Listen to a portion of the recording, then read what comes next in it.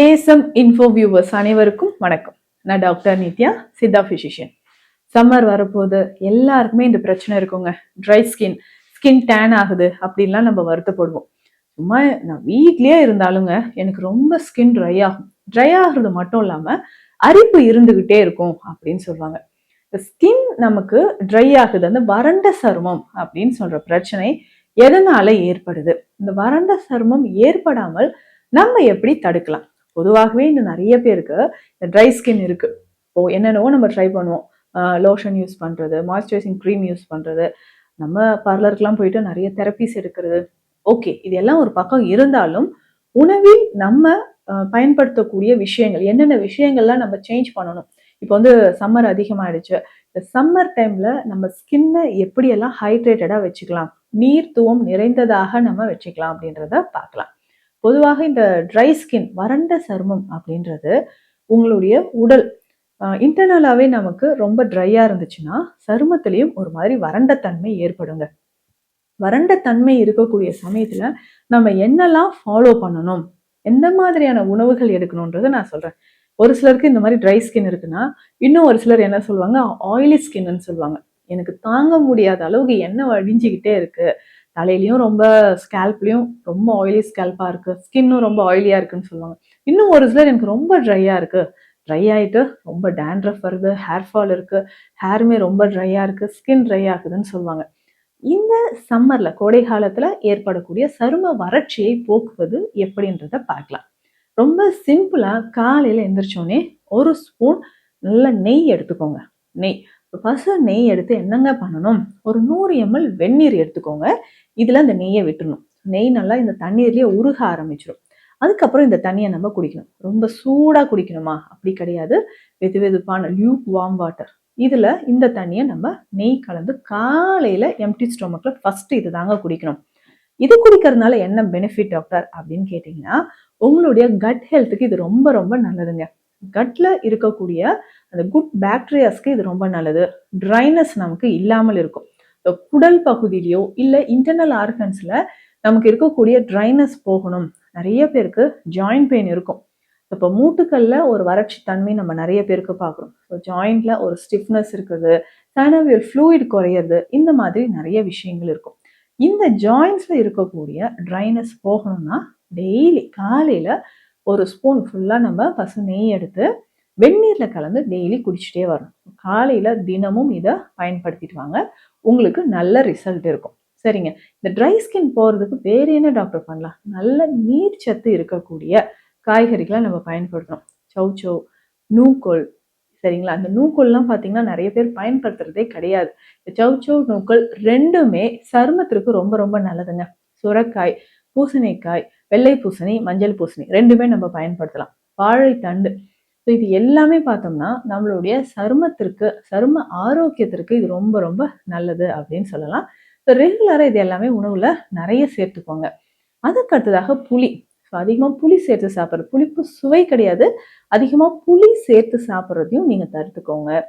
அடுத்ததாக அதிகமான உப்பு. உப்பு சுவை சாப்பிட சாப்பிட நம்ம உடலே ட்ரைனஸ் ஆக ஆரம்பிச்சிடும். ஸோ கிட்னிலையும் நமக்கு ப்ராப்ளம் வர ஆரம்பிச்சிடும். அதனால உப்பு சுவை ரொம்ப குறைவா நீங்க சாப்பிட்டுக்கோங்க. உப்பு சுவை குறைவாக சாப்பிடும்போது தான் சரும வறட்சி அப்படின்ற ஒரு பிரச்சனையே உங்களுக்கு இல்லாமல் இருக்கும். உப்பு சுவை குறைச்சி சாப்பிட்டுக்கோங்க, புளி சேர்க்காம இருங்க.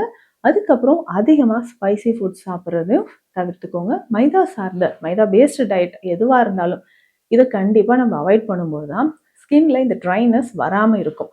ரொம்ப சிம்பிளா இந்த ட்ரைனஸ் வராமல் இருக்கிறதுக்கு வீட்டிலே செய்யக்கூடிய ஒரு தைல வகையை பற்றி இப்போ நம்ம பார்க்கலாம். என்ன தைலம் அப்படின்னு கேட்டிங்கன்னா, சந்தனாதி தைலம். சித்த மருத்துவத்தில் சந்தனாதி தைலம் உங்களுக்கு கிடைக்கும், அதை வாங்கி நீங்கள் யூஸ் பண்ணலாம். ஆனால் வீட்லேயே இந்த சந்தனாதி தைலம் ரொம்ப ரொம்ப முக்கியமான தைலங்க, வீட்லயே நம்ம செய்யலாம். இதுக்கு வந்து சந்தன ரேக்கு அப்படின்னு சொல்லுவாங்க. லேசா சின்ன சின்னதா நமக்கு வந்து ரேக்குகள் கிடைக்கும், நாட்டு மருந்து கடைகள்லயே இருக்கும். இது ஒரு 100 கிராம் அளவுக்கு வாங்கிக்கோங்க. சரிங்களா? இதே அளவு 100 கிராம் அளவுக்கு ஆலோவேரா, கற்றாழை இருக்கு பார்த்தீங்களா, அந்த உள்ள இருக்கக்கூடிய பல்ப், அதை மேல் தோல் எல்லாம் எடுத்துட்டு உள்ள இருக்கக்கூடிய பல்ப் மட்டும் ஒரு 100 கிராம் நல்லா ஒரு 7 முறை தண்ணீர்ல வாஷ் பண்ணிட்டு எடுத்து வச்சுக்கோங்க. சந்தனமும் இதனோட கற்றாழை இதுவும் ரெண்டும் எடுத்து வச்சிருக்கோம். இது கூட வேற என்ன சேர்க்கணும் அப்படின்னு கேட்டீங்கன்னா, இதனோட சீரகம் பொடி ஒரு 20 கிராம் சேர்க்கணுங்க. அதிமதுரம் பொடி ஒரு 50 கிராம் நம்ம சேர்க்க போறோம். இது எல்லாமே ஒன்றாக சேர்த்து நம்ம தேங்காய் எண்ணெயில காய்ச்சி எடுக்கணும். இதுக்கு முன்னாடி இந்த சந்தனத்தை என்னங்க பண்ணணும் அப்படின்னு கேட்டீங்கன்னா, முதல் நாள் இரவு முழுவதும் ஒரு 7 ஹவர்ஸ் 7 மணி நேரம் பால் விட்டு அந்த பால்ல இந்த சந்தனத்தை போட்டு நைட்டு ஃபுல்லா நல்லா ஊற வச்சிடணுங்க. காலையில எந்திரிச்சு இதை அரைச்சி எடுத்துக்கணும்.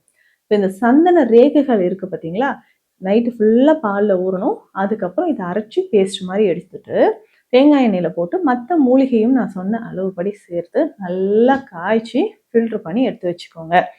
இதுல சூடா இருக்கும்போதே நம்ம ஃபில்டர் பண்ணோடனே சூடா இருக்கும் பார்த்தீங்களா, இதுலயே 1 கிராம் அளவுக்கு குங்குமப்பூ போட்டுக்கோங்க.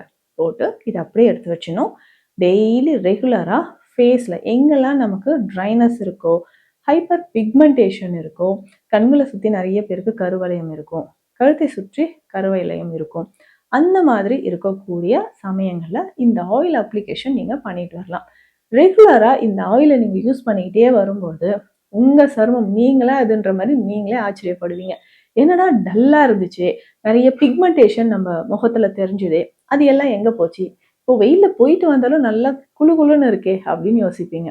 அதற்கு ரீசன் இந்த சந்தனாதி தைலம் தான். இப்போ சித்த மருத்துவத்துல முக்கியமான ஒரு தைல வகைங்க. இதை நீங்க வெயில் காலம் முழுவதும் குழந்தைகள்ல இருந்து பெரியவர்கள் வரைக்கும் எல்லாரும் இதை பயன்படுத்தலாம். இதை தாண்டி இன்டர்னலா நம்ம என்ன பண்ணணும், தினந்தோறும் காலையில கொஞ்சம் கற்றாழையோடு இரவே ஊற வைத்த வெந்தயம் இருக்கு பார்த்தீங்களா, இது ரெண்டும் ஒன்றாக சேர்த்து ஜூஸ் மாதிரி ரெடி பண்ணி காலையில எம்டி ஸ்டொமக்ல குடிக்கலாம். டெய்லி இதை குடிக்கணுமா, டெய்லி கிடைக்கலனாலும் பரவாயில்ல, வாரத்துக்கு 2-3 முறையோ நீங்க எடுத்துக்கலாம். அதுக்கப்புறம் நன்னாரி. நன்னாரியை தண்ணீர்ல போட்டு நல்லா கொதிக்க வச்சு ஃபில்டர் பண்ணி எடுத்துக்கோங்க. இந்த தண்ணீரையும் அப்பப்போ நம்ம குடிச்சிட்டு வரலாம். இந்த நன்னாரி குடிநீர் அப்படின்னு சொல்லுவோம். இந்த நன்னாரி குடிநீர் குடிக்கிறதுனாலையும் சருமம் பொலிவாக இருக்கும். அதே மாதிரி ரொம்ப ட்ரைனஸ் இல்லாமலும் இருக்குங்க. ஸோ நன்னாரியும் நீங்க தினம்தோறும் பயன்படுத்தலாம். குளிக்கிறதுக்கு இல்லை ஷாம்பூஸ் அதிகமாக நான் யூஸ் பண்றேன் அப்படின்னு சொன்னீங்கன்னா, இதற்கு பதிலாக நீங்க ஷேக்காய் பொடியோ நலங்கு மாவு பொடியோ குளிக்கிறதுக்கு பயன்படுத்தலாம். இந்த மாதிரி செய்யறதுக்கு முன்னாடி, இதை பயன்படுத்துறதுக்கு முன்னாடி கொஞ்சமா கோகோனட் ஆயில் உங்க உடல் முழுவதும் லைட்டா அப்ளை பண்ணிட்டு அதுக்கப்புறம் குளிங்களேன்.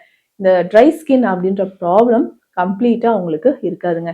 இப்போ கோடை காலத்துல ஏற்படக்கூடிய இந்த சரும பாதுகாப்புக்கு மற்றும் இந்த வறட்சியான ஒரு சருமம் உங்களுக்கு சரியாகணும்னா இந்த சந்தனாதி தைலம் கண்டிப்பா ட்ரை பண்ணி பாருங்க.